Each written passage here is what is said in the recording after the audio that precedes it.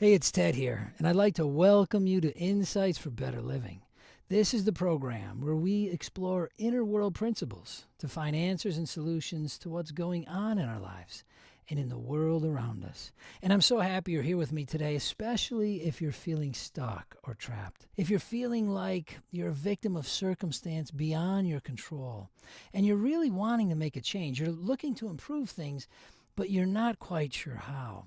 Today's insight can be extremely helpful because it's going to help you understand the simple principles behind your perception and experience of the world, which can be very empowering because it gives you an awareness and ability to finally create those positive changes that you've been wanting in your life. Everything begins with our thoughts. Why? Because it's your thoughts that create your feelings. If you change the way you think about a person or a situation, it changes the way you feel about that person or situation. And it's your feelings that drive your actions.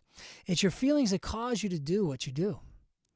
And it's your actions that give you your life experience or your results, which in turn reinforce your thoughts. And this simple little cycle is at the heart of what's going on in our lives. A lot of times we don't see it. You may have heard that thoughts become things, but have never really traced it. Like, well, how does that really happen? This is the manifestation cycle. Your thoughts generate your feelings. It's your thoughts and feelings that drive your actions, that give you your life experiences and results. Now, what happens in life far too often is that life happens. Someone cuts you off on the road, you receive an attacking email, someone looks at you funny, and you react. And what happens is you tend to have these feelings, these negative emotions, and then your thoughts are typically just to try and justify your feelings. So what happens is you begin to cycle in a counterclockwise direction around the manifestation cycle. And it leaves you feeling disempowered at the effect of a world you have little to no control over. Your actual thoughts and feelings are at the effect of this outer world. And it's a pretty scary place. And so many people live there because they don't realize they have a choice not to. We weren't meant to react to life. We were meant to be creative, to circulate in a clockwise direction around this manifestation cycle. And what that means is that no matter what's happening in your life, no matter what's going on right now in your relationships, in your finances, in your business, in your career, in your health, that you have the power in your mind to make it mean for you what you say it does. And that's true freedom. Freedom beyond conditions. And what this allows you to do is, no matter what's going on, you make whatever's happening mean for you what you say it does.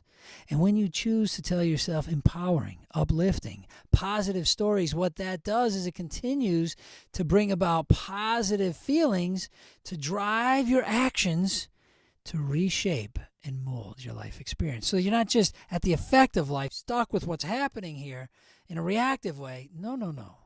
You are sovereign over your thoughts. You can make whatever's happening mean for you whatever you say it does. We're going to look at this in a little bit more depth. But right now I'm going to draw a line down through the middle of this manifestation cycle. And we're going to take a look at these two halves. On this side, what do we have? We have thoughts and feelings. Very important part of life, but can't touch them. Why? Because, well, they're not physical. They're what? They're energy. Your thoughts and feelings are energy. This is the energy side of the manifestation wheel. And over on this side, thoughts and feelings turn into actions and real experience in the phenomenal world. This is the world of matter. And what we're seeing here is how energy flows into matter, matter back into energy. Why? Because really energy and matter are the same thing. In fact, energy equals matter times the speed of light squared. So the geek in me had to shine through somewhere. This is Albert Einstein's equation that tells us that energy is equal to matter through the speed of light squared, through this proportion. And, science has reduced matter into molecules, molecules into things called atoms, and atoms into energy. And where this bridge happens, where atoms go into energy, is at the subatomic level. the level of the electron. Here, right on the threshold between the formless world of energy and the world of form, sits the electron, which is this little dot right here circulating around the nucleus of the atom. In fact, an electron's not a particle. Or is it? It's a wave. Or is it? Well, scientists have looked at electrons for quite a while now. And sometimes they behave like waves. Sometimes they actually behave like energy, like our thoughts and feelings. Other times when scientists analyze electrons, they behave like particles, like billiard balls. And they exist in the world of matter. But electrons sit right on the threshold. They're actually blinking in and out of existence. They come in and out of existence, moving from the world of energy into matter and back into energy and back into matter. And they sit right on the threshold here of consciousness perceiving itself in form. This is the great mirror of existence. Right here, you've heard me say many times, and I'm sure you've heard it, other people say this, and you may have said it yourself, that life is like a mirror. Well, here's the mirror right here. It sits between the inner world of energy and the outer world of form. And this is showing us how our thoughts and feelings get reflected in our actions and life experience. And it all happens at the level of the etheric. The primordial substance moves from a phase of being pure energy, the unity of energy, into the positive and negative charges. It polarizes and takes shape and form. And you see, on this side, in the world of energy, there is a governing principle that predominates. And you've heard about it, I bet. It's called the law of attraction. On this side, in the world of energy, likes attract. And really that is all about a scientific principle known as resonance. Sympathetic vibratory resonance. If you want to learn more about that, just Google the term resonance and it will tell you all about the law of attraction. And it simply means that likes are attracted to like, or like resonates with like. However, when energy takes form and polarizes into positive and negative, on the matter side, it's no longer likes attract, it's just the opposite. In this world of polarity, opposites attract. And that's, in harmony with Paula Abdul's song, "We Come Together 'Cause Opposites Attract." On this level, the positive and the negative forces are all, the yin yang of life, are always they're always attracted to each other. Why? Because they're looking to complete each other. They're looking to find their unity again. So in the world of polarity, opposites attract. If we had a bar magnet with a north and south pole, it's the north pole that's attracted to the south pole. It's the feminine that's attracted to the masculine and vice versa. That's because we're always looking to, on the level of form, complete ourselves. So when you find your perfect partner physically, what are you looking for emotionally and mentally? You're not looking for the opposite. You're looking for sameness. You're looking for your partner to share your feelings, to be sympathetic with the way you feel about things, to share your thoughts and beliefs about important things like spirituality or politics or how to raise children, whatever it may be. You're looking for the sameness on the dimension of your being that is energetic in the world of thoughts and feelings. So we have to come back and ask the question, if we want to change our life experience, if we want new and better results in any dimension of our lives, we need to change our actions, right? There's no other way. I love that definition of insanity that says, I'm going to continue to take the same actions. I'm going to continue to do the same things day in and day out and expect new and better results. It can't happen. The only way to get new and better results is to change what we're doing. But what makes you do what you do? Well, it's your thoughts and your feelings. So in order to really change your life experience in the long term, you need to change what you're thinking, because up here is the beginning of this whole causation train. So again, this is the mirror of life. It's like waking up in the morning and you look out into your life, you're looking into your relationships and your finances and your health and your career, whatever you're experiencing in life. It's like waking up in the morning and looking in the mirror and you don't like the way your hair looks or something. And you don't reach out into the mirror to try and change the reflection. No, you need to change the source of that reflection, which is you. And the same thing is true in life, in your relationships, in your health, in your finances.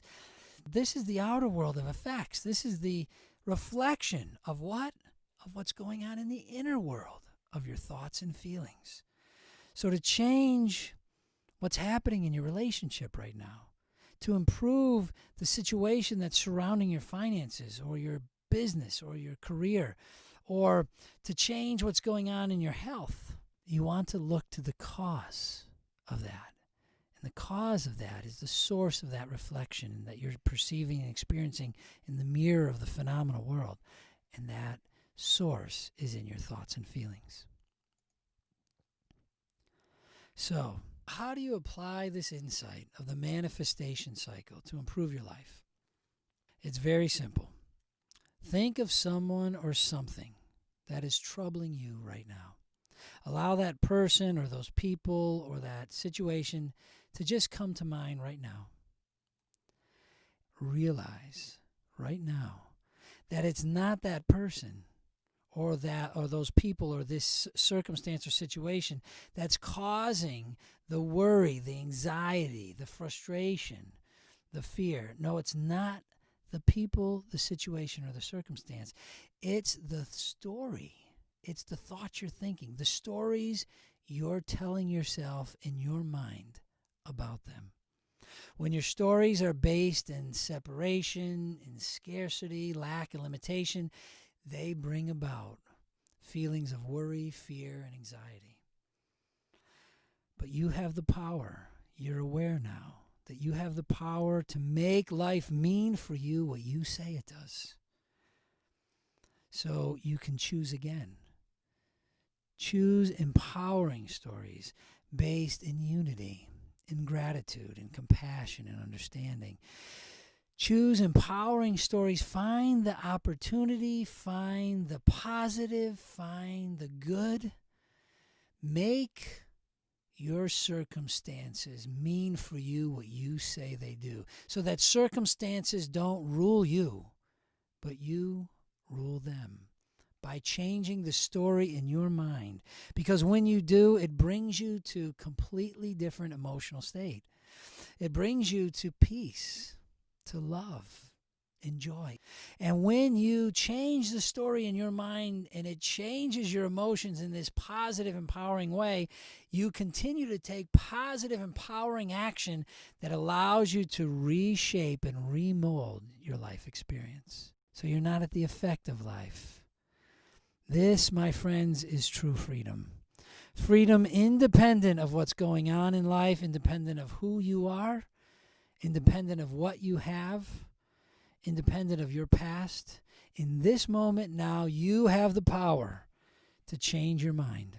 So instead of focusing on what's wrong, you can choose instead to find the opportunity in the challenge, to see the light in the people or the person that's involved. And I know that's a difficult one sometimes. Remember this, all things are one. We all exist and move and have our very being within the one loving divine presence. So the light of divinity is in that person or in those people that you're having a challenge with right now. Choose to suspend your judgment of the human condition.